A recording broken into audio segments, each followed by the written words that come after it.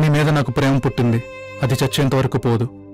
నిన్ను హ్యాపీగా చూసుకుంటాను, ఇంక నీ ఇష్టం. సర్లే, ఈసారికి నీ మాట వింటాను మధు.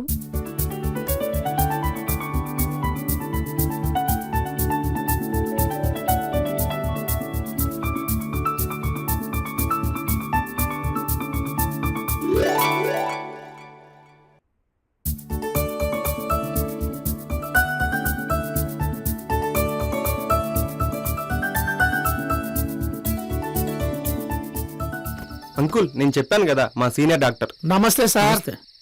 నేనే వచ్చి మిమ్మల్ని కలుద్దామనుకున్నా సార్. రమేష్ నాకు అంతా చెప్పాడు. ట్రీట్మెంట్ చేస్తే ఖచ్చితంగా కళ్ళు వస్తాయి, కాకపోతే కొంచెం ఖర్చు ఎక్కువ అయింది. పెట్టుకుంటారా?